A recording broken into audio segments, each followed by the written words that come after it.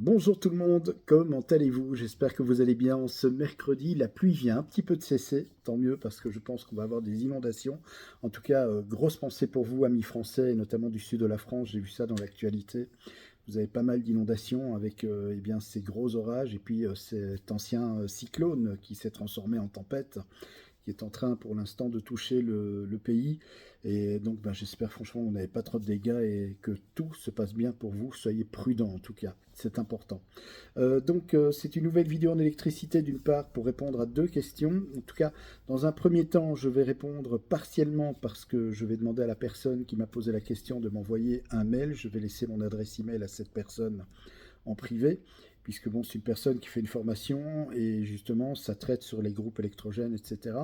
Je vous avais parlé que lorsque Ores chez nous en Belgique ou Enedis chez vous en France place un groupe électrogène, eh bien, ils ne font pas tourner le groupe électrogène à la fréquence 50 Hz pile, mais en réalité, la fréquence est de 50,7 ou 50,8 Hz. Eh bien, c'est fait exprès pour éviter que les onduleurs ne puissent injecter sur le réseau basse tension, qui injecterait ensuite forcément dans le groupe, et ça l'endommagerait irrémédiablement.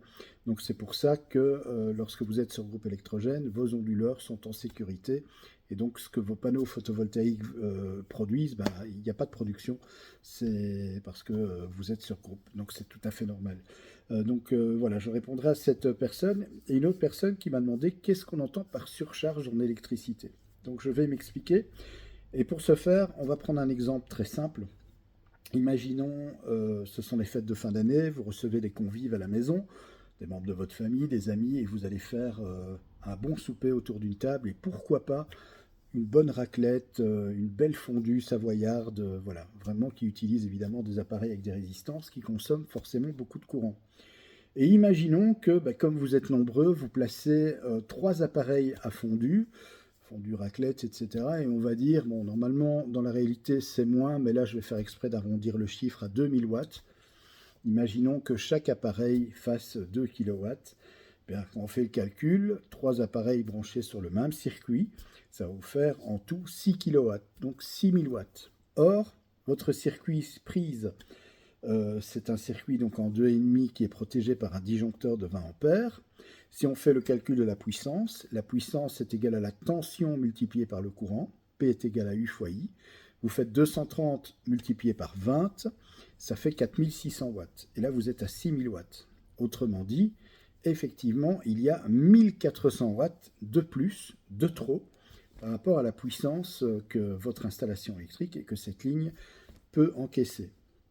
Autrement dit, le danger quand il y a je vais dire, une surcharge comme ça, c'est que les câbles peuvent se mettre à chauffer, fondre et provoquer un incendie. Pour éviter cela, eh bien, on calibre les disjoncteurs, donc c'est-à-dire que, exemple, pour un 20 ampères, c'est 2,5, 32 ampères, c'est du 6 mm², 25 ampères, du 4 mm², etc.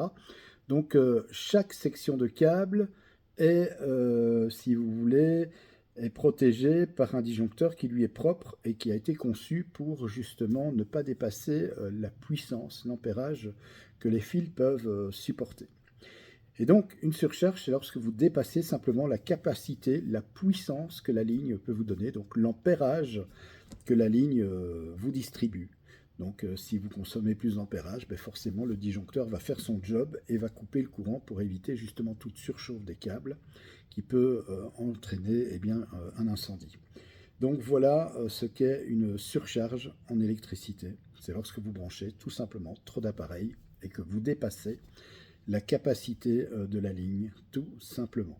Voilà, merci d'avoir regardé cette courte vidéo. Je voulais encore vous remercier pour l'intérêt que vous portez à la chaîne Fabelec. Encore merci pour les 10 000 abonnés. Vous êtes de plus en plus à vous abonner d'ailleurs et je vous en remercie énormément. À bientôt pour une nouvelle vidéo en électricité. Ça va sortir incessamment sous peu, notamment sur les réseaux de distribution, les postes de transformation en Belgique et en Europe. J'ai expliqué d'ailleurs comment ça se passait aux États-Unis. Et je vais faire la même vidéo, mais cette fois-ci pour, pour nos contrées chez nous en Europe. Comment ça fonctionne avec le 400 ou le 230 volts. Allez, en attendant, je vous embrasse. Passez un bon mercredi. Je vous souhaite une belle après-midi également. Salut!